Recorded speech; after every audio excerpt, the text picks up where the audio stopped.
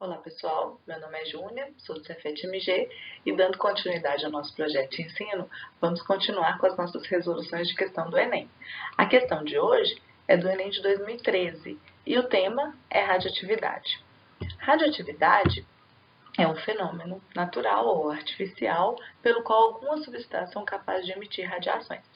Essas radiações podem ser eletromagnéticas, como é o caso de raios-x e raios gama, e podem ser uma emissão sob forma de partícula, como é o caso de emissão de alfa e beta. Vamos falar um pouco dessas emissões de alfa e beta antes de lermos o enunciado da nossa questão. A primeira partícula que vamos estudar é a partícula alfa. Ela é composta por 2 prótons e 2 nêutrons, ou seja, ela é idêntica ao núcleo do átomo de hélio. Antes de vermos a reação, vamos dar uma olhadinha aqui na tabela periódica. Nossa tabela é organizada em ordem crescente de números atômicos e esse número atômico representa o número de prótons de cada elemento. Então, é impossível que se exista diferentes elementos com o mesmo número de prótons. Se de alguma maneira for possível modificarmos o número de prótons do elemento, ele se transforma em outro. O exemplo nós temos aqui no enunciado, ó, um carbono se transformando em boro. Qual que é a diferença principal entre eles? O número atômico. O carbono tem 6 prótons, número atômico 6. O boro tem 5 prótons, número atômico 5. Agora vamos dar uma olhadinha na reação de decaimento por emissão de partícula alfa. Aqui no exemplo, nós temos o urânio 238. Por que eu chamo de urânio 238? Porque nós temos outros urânios, outros isótopos do urânio. O que são isótopos? Elementos com o mesmo número de prótons, mas massas diferentes. Então, se tem o mesmo número de prótons, tem o mesmo número atômico, então são todos urânio. Então, nós temos urânio 238, urânio 235, urânio 234. Nós temos isótopos desse urânio. Nesse exemplo aqui, o urânio 238 emite uma radiação por emissão de partícula alfa e ele se transforma em um novo elemento, que é o que acontece nas reações nucleares. O urânio, quando ele emite essa partícula alfa, que tem 2 prótons e 2 nêutrons, ele se transforma em tório. Vamos entender isso. Quando ele emite 2 prótons, ele deixa de ter 92 prótons e passa a ter 90 prótons. O elemento que tem 90 prótons é o tório, então ele deixou de ser urânio. E o que aconteceu com a massa? A massa foi reduzida 4 unidades de massa atômica, porque 2 prótons e 2 nêutrons, a soma vai dar 4. Então, a massa sai de 238 para 234. Uma curiosidade, uma coisa interessante da gente estudar, é que quando esses átomos decaem por emissão de partícula, em algumas vezes eles ficam com excesso de energia. E esse excesso de energia é emitido na forma de uma radiação, semelhante a um fóton. Mas como aqui é do núcleo, a gente chama de raios gama. É muito semelhante à emissão de fóton quando a gente tem elétrons mudando de níveis de energia. Então, o que acontece com o núcleo? Ele emite a partícula, em alguns casos ele fica com um excesso de energia, e a única forma dele emitir, dele sair dessa situação de excesso de energia, é emitindo raios gama. Voltando aqui na nossa tabela, nós podemos identificar o urânio e o tório. Então, de acordo com o exemplo anterior, quando o urânio decai emitindo uma partícula alfa, ele se transforma em tório, o elemento que tinha 92 prótons e se transforma num elemento que tem 90 prótons. Vamos estudar agora a emissão de beta, beta menos. Quem é esse beta menos? É o elétron. Nossa, mas o que esse elétron está fazendo lá dentro do núcleo? Na verdade, o que acontece é uma reação dentro do núcleo, onde um nêutron se transforma em um próton, mais um elétron e um antineutrino. Nossa, nunca ouvi falar nesse antineutrino. Quem é esse? Não se preocupem, o antineutrino é uma partícula que é menorzinha ainda que o elétron e não tem carga. Mas, quando estavam estudando emissão de beta-menos, foi verificada uma energia que não era prevista quando se pensava que isso era apenas elétron. Então, chegaram à seguinte conclusão: ou as leis da física não vão se aplicar aqui nesse caso, ou existe uma outra partícula sendo emitida junto com o elétron.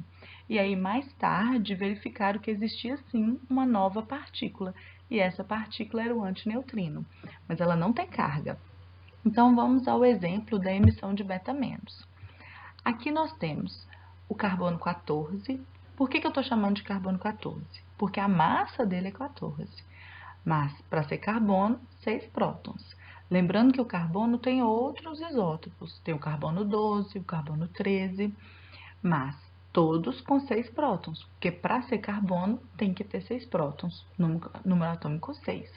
E esse carbono 14 está decaindo e emitindo um beta-, um elétron e um antineutrino. Isso é emissão de beta-. Esse carbono 14 tem 6 prótons, número atômico 6, e 8 nêutrons, porque 6 mais 8, 14.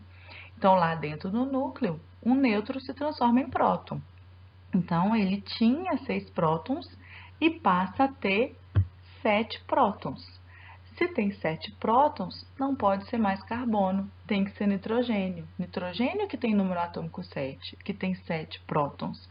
Mas a massa não muda, porque o número de nêutrons diminuiu. E agora ele tinha 8 nêutrons, mas agora tem 7 nêutrons. Vamos ao exemplo do beta-. Quem é o beta-? É o pósitron. Ah, nossa, nunca ouvi falar. Muito semelhante ao elétron em termos de massa e carga positiva. Então, por isso que a gente chama de beta-. A diferença entre beta+ e beta- é a carga. Mais uma vez, nós vamos ter uma reação dentro do núcleo. Só que agora, um próton se transforma no nêutron, mais um pósitron, mais um neutrino. E vamos ao exemplo.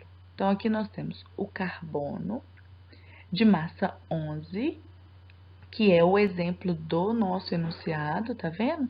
Um carbono de massa 11 emitindo um pósitron. Então, vamos analisar. Se ele tem 6 prótons, porque é carbono, ele tem, então, 5 nêutrons. Por quê? 6 mais 5, 11, a massa que ele me deu, que é a mesma do enunciado. Quando para ele emitir um pósitron, esse próton tem que se transformar em nêutron. Então, quer dizer que o número de prótons vai diminuir. Então, ele deixa de ser carbono e se transforma em boro. Ah, mas esse próton vai virar um nêutron. Então, a massa não vai mudar. Não vai. Por quê? Ele tinha 6 prótons, agora ele vai ter 5 prótons, mas o número de nêutrons vai aumentar. Sai de 5 para 6. Então, ele continua tendo uma massa 11. Então, essa é uma emissão de pósitron, que é a mesma do nosso enunciado. Então, pessoal, com o passar do tempo, o material radioativo vai se transformando em outro, ou seja, ele vai sofrendo transmutação. Esse novo elemento que vai surgindo, que ele vai se transformando, pode ser um elemento também radioativo ou um elemento não radioativo. E esse processo de mudança é descrito por uma curva, que é a curva de decaimento, que está aqui. Essa curva tem aqui no eixo X dias e aqui no eixo Y a quantidade que ainda resta do material original naquele tempo. Então, quando passa um dia, existe metade desse material. Quando passa mais um dia, existe um quarto do material que existia aqui no tempo zero. Mas um quarto é a metade do que tinha no dia 1.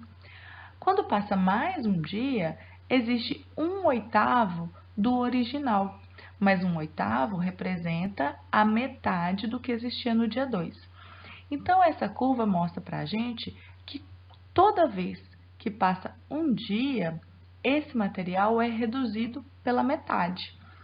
Isso, gente, é o tempo de meia-vida. E o tempo de meia-vida é característico de cada material.